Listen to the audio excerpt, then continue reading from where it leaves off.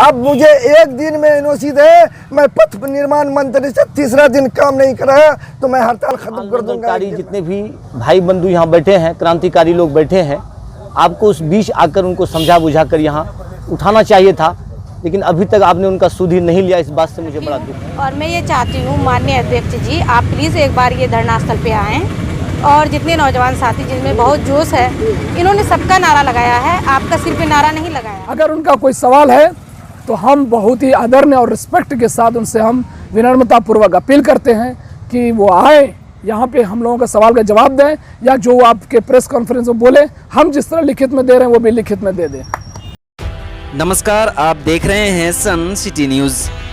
Araria railway court station जाने वाली जर्जर सड़क निर्माण की मांग को लेकर भूख हड़ताल पर बैठे 3 अनशनकारियों की हालत बिगड़ने लगी है।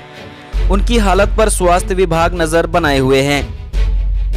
विदित हो कि सड़क निर्माण को लेकर अररिया जिला परिषद अध्यक्ष आफ्ताब अजीम ने भी बुधवार को प्रेस कॉन्फ्रेंस आयोजित की, जिसमें उन्होंने कहा कि सड़क निर्माण को लेकर वह भी चिंतित हैं और लगातार प्रयासरत हैं। ये उनके दायरे के बाहर की चीज़ है। उन्होंने कहा कि आपदा मंत्री स्वयं प्रयासरत हैं, फिर भी उन्हें जो सूचना मिली है इस सड़क का निर्माण शीघ्र हो जाएगा। उन्होंने यह भी कहा कि जिला परिषद सदस्य को हम लोगों से बात करके ही आंदोलन में जाने का फैसला लेना चाहिए। सामाजिक संगठन अररिया के मुद्दा के संचालक फैसल यासीन ने कहा कि हमें 20 साल वाला प्रोसेस नहीं चाहिए, सड़क का निर्माण शीघ्र होना चाहिए। हमारी मांगे नहीं मानी जाएगी तो हम धरने पर बैठे रहेंगे। जिला परिषद सदस्य सबा फैसल ने कहा कि जिला परिषद अध्यक्ष को धरना स्थल पर जाना चाहिए और हमारे सभी साथियों से बात करनी चाहिए। इम्तियाज अनीस लड्डू ने कहा कि सड़क का निर्माण शीघ्र से शीघ्र हो, यही हमारी मांग है। कल अगर घोषणा कर दे तो हम कल के कल अपना आंदोलन खत्म कर देंगे। मेरा कहना यह है कि कल मैं भूख हड़ताल के धरना स्थल पर बैठा हुआ था। बहुत ही संवैधानिक और अनुशासन के दायरे में मैं अपनी बातों को रख रहा था। मेरा एक लाइन था कि जब सदन में गूंगे बहरे अंधे पहुंच जाते हैं तो सड़कों पर ललकार होती है, यहाँ से आवाज़ पहुंचानी होती। पता नहीं इस बात को हमारे अररिया विधायक माननीय आबिदुर रहमान को साहब को क्या बुरा लगा, नहीं लगा। हमारे पापा का डेथ 3 साल पहले हो चुका है। उन्होंने मेरे पापा के नाम पर डायरेक्ट नाम को बिगाड़ते हुए फलनुआ का बेटा बोलकर मुझे गाली देने का काम किया है, जिसका मेरे पास ऑन रिकॉर्डिंग है। आप चाहें तो रिकॉर्डिंग देख सकते हैं। हम लोग बहुत कम लोग बैठे हैं, ये संख्या बहुत बड़ी होनी चाहिए। आज आए दिनों जब कोई गुजरता है, कुछ तकलीफ़ हो जाती है, चोट लग जाती है, उस गांव के लोग आग बबूला हो जाते हैं कि इस रोड पे इतना घटना घट रहा है। तो हम लोग घटना का इंतज़ार करेंगे या उसका पहले से ही कुछ रास्ता निकालेंगे? आज जैसे सुनने को मिला अपने साथियों से जो बैठे हैं, देख लीजिए इनकी हालत क्या है। इनको अगर कुछ हो जाता है तो इसकी जिम्मेदार कौन होगी? सरकार नहीं होगी? सरकार तक डायरेक्ट हम लोग पहुँच नहीं सकते। उसके बंदे हैं यहाँ, MLA हैं, MP हैं, चेयरमैन हैं, सब अपना अपना कन्नी काट रहे हैं। किसी का कहना है कि मेरे अंतर्गत नहीं आता है, मेरे से नहीं होगा काम। एक पॉजिटिव अप्रोच तो होना चाहिए काम करने के लिए। हम लोग जितने लोग बैठे हैं, किसी से नहीं होगा ये काम, ना तो हम लोगों को फंडिंग है इसकी। लेकिन एक बात ज़रूर पता है हमें कि पॉजिटिव अप्रोच से हम लोग सही जगह तक पहुंच सकते हैं। जो काम करने लायक हैं उस तक आवाज़ जाएगी। उस आवाज़ को अगर हमारे MP साहब, MLA साहब पहुँचाए तो बेहतर होगा। इसलिए मैं चाहता हूँ आप मीडिया भाई इस चीज़ को पहुँचाए सही जगह तक। शुक्रिया। नहीं, ये गलत बात है। हम लोग पहले से ही ये मुद्दा उठा रहे हैं। वो जो बोल रहे हैं कि अभी मुद्दा उठा रहे हैं, तो आप जाके फेसबुक चेक कीजिए, ठीक है, कि इससे पहले भी प्रोटेस्ट हुआ था, बैलगाड़ी प्रोटेस्ट है। आप कितने महीने पहले हुआ था ये आपको पता होना चाहिए, 5-6 महीने पहले ही हुआ था ये प्रोटेस्ट। तो ऐसी बात नहीं है कि ये मुद्दा मतलब कि आज उठाए हैं हम। और जो अध्यक्ष जी, माननीय अध्यक्ष जी जो बोल रहे हैं कि दुकान के बारे में, तो देखिए मैं उनको ये कहना चाहती हूँ कि हमें जो हमें ज्ञात हुआ है तो उसके माध्यम से मैं ये बात को रखी हूँ। ऐसी बात नहीं है, ये मनगढ़ंत कहानी है मेरा। मैं अपने घर से कोई बात ला के नहीं बोलती हूँ, जो मुझे पता चला तो मैं बोली। और पेपर में भी पढ़ी, 2-3 दिन पहले मतलब आया हुआ था, तो मैं ये बात रखी हूँ। और मैं ये चाहती हूँ माननीय अध्यक्ष जी, आप प्लीज़ एक बार ये धरना स्थल पे आएँ और जितने नौजवान साथी जिनमें बहुत जोश है, इन्होंने सबका नारा लगाया है, आपका सिर पे नारा नहीं लगाया है। MLA MP और साथ के साथ आपका भी नारा लगाया है। तो आप यहाँ पे एक बार आके कम से कम अच्छे से आश्वासन दे दें, ताकि इन लोगों को यकीन हो जाए कि हाँ जल्द से जल्द काम शुरू होगा। देखिए, हमें कोई लाचार प्रतिनिधि बिल्कुल नहीं चाहिए। एमएलए बोलेगा मैं लाचार हूँ, एमपी बोलेंगे मैं लाचार हूँ, और जिला परिषद चेयरमैन बोलेंगे मैं लाचार हूँ। तो अगर उनके कोई लाचारी है हमारे साथ आएँ, हम वादा करते हैं ना, आप तीनों यहाँ बैठ जाइए आके 1 घंटा 2 घंटा, मैं सब कुछ क्रिस्टल क्लियर कर दूंगा और ये रोड बनेगा। मैं सपोर्ट कर रहा हूँ आपको। आप पे कह रहे हैं कि एनओसी हमने दिया, 18-19 साल से आपने एनओसी नहीं दिया, रोड नहीं बना, इसकी जिम्मेदारी तो आप लेंगे ना।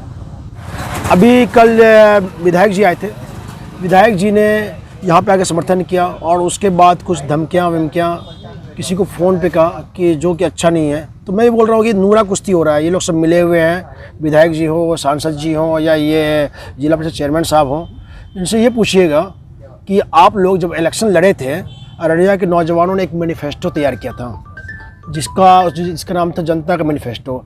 उसमें आपने और आपके पार्टी के जो यहाँ पे विधायक की कैंडिडेट थी उन्होंने साइन किया था, अररिया के विधायक ने साइन किया था। इसमें उस मुद्दा नंबर 5 में है, तो क्या ये भूल गए? तब तो कर देना चाहिए आपका। अब खैर सारी नाराज़गी हमारी दूर हो जाएगी, ये 20 साल का प्रोसेस हटा के कुछ दिनों में कर ले, 2-4 दिनों में।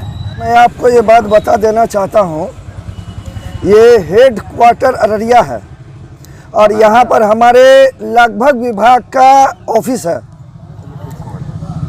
उन्होंने बताया कि मैंने चिट्ठी इशू किया, 2020 में भी किए होंगे, 2021 में भी किए होंगे, 2022 में भी किए होंगे। एज ए पद चेयरमैन पर हैं वो। अगर वो चेयरमैन पद पर हैं, वो चिट्ठी इशू किए हैं, तो उस चीज़ को मैं ये कहना चाह रहा हूँ कि वो जिम्मेदारी क्यों नहीं लेके इस चीज़ को कन्वर्ट PWD में करवाए, क्योंकि उनका भी आगमन इस पर होता है, सारे लोगों का आगमन है इस पर। सिर्फ चिट्ठी लिख देने से उनकी जिम्मेदारी नहीं हटती है बॉस। जिम्मेदारी क्यों नहीं हटती है? अजय वो मेरे चेयरमैन हैं, वो मेरे इस अररिया जिला के अंग हैं।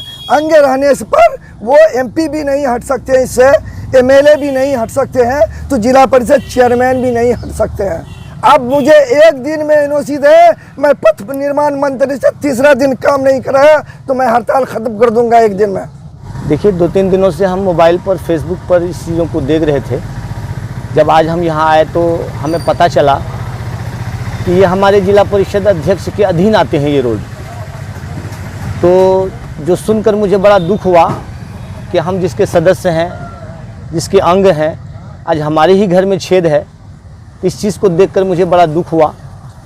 तो हमारी निम्न निवेदन है हमारे अध्यक्ष महोदय जी से कि जब आपके अधीन ये रोड आता है और 15-20 वर्षों से ये मसला पड़ा हुआ है, तो आपकी ये जिम्मेदारी बनती है कि एक तो रोड तो बना देना चाहिए।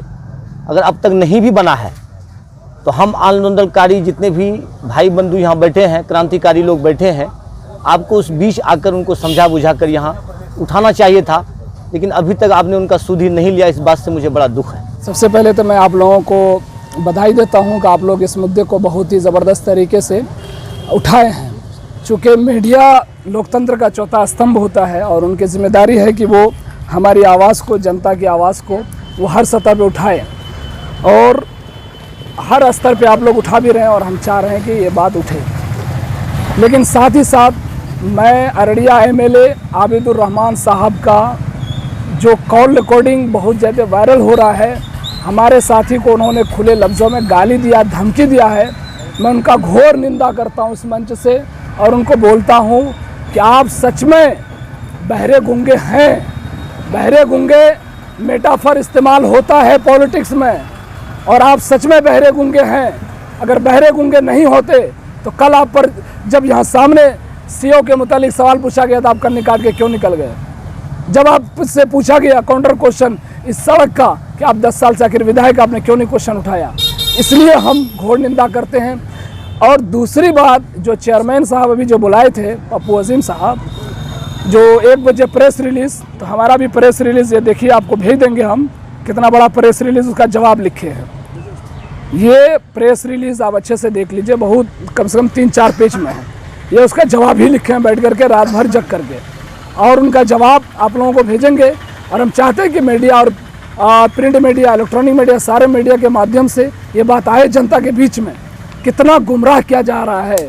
आप ठीक पंचायत चुनाव से पहले, कुछ दिन पहले उन्होंने लेटर दिया था, जैसा कि मेंशन किया, उनका लेटर में खुद दिया हुआ है कि जुलाई 2021 को उन्होंने कुछ उन्होंने दिया। सवाल है कि आपका इलेक्शन के समय ही आपको क्यों याद आता है? 20 साल से जो आदमी चेयरमैन बना हुआ है, उस आदमी के क्षेत्र अंतर्गत सड़क कितनी जर्जर हालत होगी, उस आदमी को यह बोलते हुए शर्म नहीं आती कि हमने पथ निर्माण को अभी भेजा है? क्या उस आदमी को यह शर्म नहीं आती कि उनका जो कॉल रिकॉर्डिंग है, उन्होंने डीएम से क्या बात किया है, उन्होंने मंत्री से जाके क्या बात किया, हमको सब पता है। लेकिन अभी भी मामला अटका हुआ है डीएम के पास और उनके पास। आपको हम क्लियर कट शब्दों में बता देते हैं।